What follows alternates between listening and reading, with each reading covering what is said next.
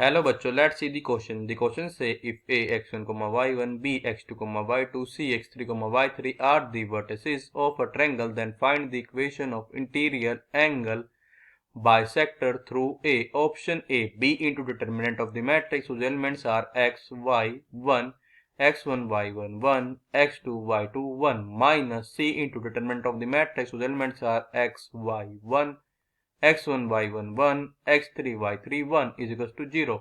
Option B, C into determinant of the matrix whose elements are x, y, 1, x1, y1, 1, x2, y2, 1 plus B into determinant of the matrix whose elements are x, y, 1, x1, y1, 1, x3, y3, 1 is equals to 0. Option C, B into determinant of the matrix whose elements are x, y, 1, x1, y1, 1, x2, y2, 1 plus C into determinant of the matrix whose elements are x, y, 1, x1, y1, 1, x3, y3, 1 is equals to 0. Option D, C into determinant of the matrix whose elements are C, y, 1, x1, y1, 1, x2, y2, 1 minus B into determinant of the matrix whose elements are x, y, 1, x1, y1, 1, x3, y3, 1 is equals to 0. तो हमारे पास 3 point given है ए, B और सी। ये कि हमारे vertex है triangle के। हमको क्या फाइंड करना, हमको फाइंड करनी है हमारी equation of internal angle bisector through A की। Firstly I will tell you की कॉन्सेप्ट, और की कॉन्सेप्ट आपकी हेल्प करेगा इस क्वेश्चन को सोल्व करने में। तो की कॉन्सेप्ट होना ये कि अगर हम आपके लिए एक पॉइंट ले ले ए और हमें क्या ले ले पॉइंट का ले ले बी, हमारे एक पॉइंट क्या है सी, ये तीनों पॉइंट के हमारे कोलिनियर मींस एक ही लाइन पे हमारे क्या करते हैं, लाई करते हैं। अगर हमारा पॉइंट और कोऑर्डिनेट पे क्या है x1, y1 और पॉइंट बी का कोऑर्डिनेट पे क्या है x2, y2 और हमारे पॉइंट कोऑर्डिनेट पे क्या है x3, y3।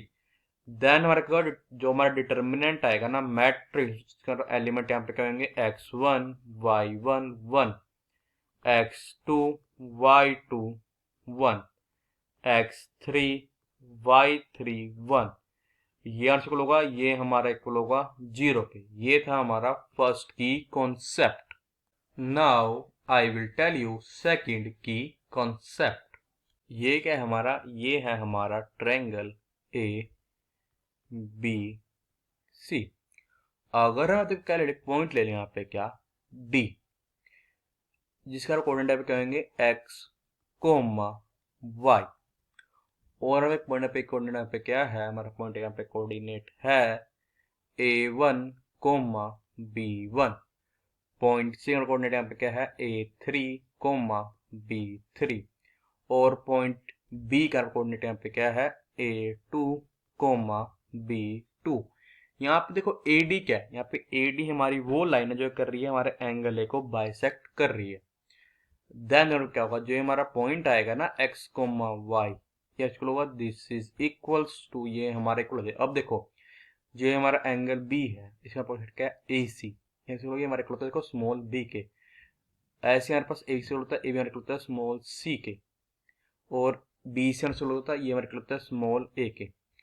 तो देखो जो ये हमारा पॉइंट है ना x, इसके आ जाएगा, ये हमारा इक्वल होगा c इंटू हमारे पास आ जाएगा a3 plus ba2 and this is divided by c plus b को हमारा क्या आ जाएगा यहाँ पे c इंटू b3 प्लस हमारे पास आ जाएगा यहाँ पे कि b into b2 and this is divided by C plus b. ये था हमारा सेकंड की कॉन्सेप्ट। अब हम क्या करेंगे, इन दोनों की कॉन्सेप्ट की हेल्प से अपने क्वेश्चन को सोल्व करेंगे। ये क्या हमारा, ये हमारा ट्रायंगल ए बी सी। अब हमारा पॉइंट या कोऑर्डिनेट यहाँ पे गिवन है x1, y1। पॉइंट से कोऑर्डिनेट यहाँ पे क्या है x3, y3। हमारे पॉइंट बी पे कोऑर्डिनेट क्या है, हमारा कोऑर्डिनेट यहाँ पे x2, y2। ग्रीन होने में लाइन है हमारी AD जो कर रही है एंगल ए को बाइसेक्ट कर रही है। हमारे पॉइंट के कोऑर्डिनेट यहाँ पे क्या है x4, y4। तो अगर अपने सेकंड की कॉन्सेप्ट का पे यूज करें हमारे पास क्या आ जाएगा, जो ये हमारा पॉइंट है x4 comma y4, this is यार इक्वल आ जाएगा, देखो अभी यहाँ पे c इंटू x3 प्लस आ जाएगा b into x2 and this is divided by c plus b comma हमारे पास आ जाएगा, देखो c into y3 plus b into y2 and this is also divide by c plus b। अब यहाँ पे क्या लेता है, हमारी लाइन AD पे एक पॉइंट ले लेते हैं P। हमारा जैसे कोऑर्डिनेट यहाँ पे क्या है x कोमा y। अब APD तो हमारे क्या बन गई, एक लाइन, मीन्स हमारे पास तीनों पॉइंट क्या है, को लीनियर है।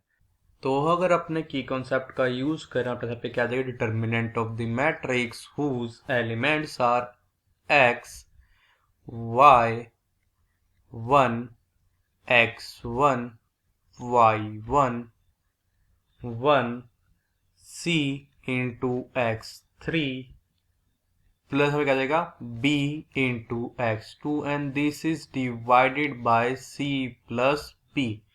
देन हमारे पे क्या जाएगा c into y3 plus b into y2 and this is divided by c plus b 1, this is equals to 0। अब यहाँ करेंगे रो 3 पे ऑपरेशन अप्लाई करेंगे, वो अप्लाई पे रो 3 पे हम ये लगा देंगे कि c plus b into row 3, this implies that. अब रो 3 को हम c प्लस b से मल्टीप्लाई कर पाएगा कि 1 divided by c plus b into the determinant of the matrix whose elements are x y1 x1 y1 1 c into x3 plus b into x2 c into y3 plus b into y2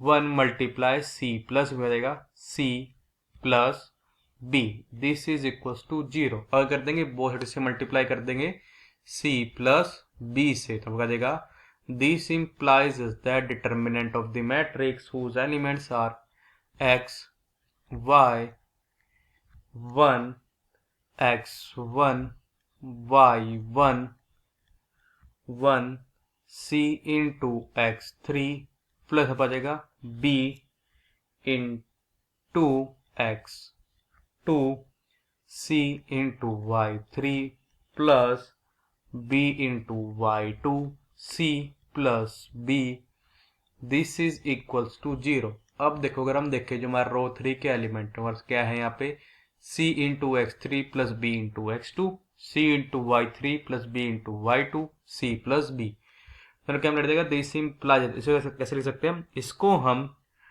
some of the determinant of the two matrix की form में लिख सकते हैं। Determinant of the matrix whose elements are x x1 c into x3 y y1 c into y3 1 1 c plus हो जाएगा determinant of the matrix whose elements are x x1 b into x2 y y1 b into y2 1 1 b, this is equals to 0। अब हम देखो हमारे जो पहले वाला determinant of the matrix वाला है उसमें ऑपरेशन अप्लाई कर देंगे रो 3 पे की, रो 3 पे लगा देंगे 1 divide by c into row 3 and पे ऑपरेशन लगाएंगे रो 3 पे ही, वो यहाँ पे अप्लाई करेंगे 1 divide by b into row 3, तो आ जाएगा दिस इम्प्लाइज दैट कि यहाँ पे जाएगा c into determinant of the matrix whose elements are x x1 x3 y y1 y3 1 1 1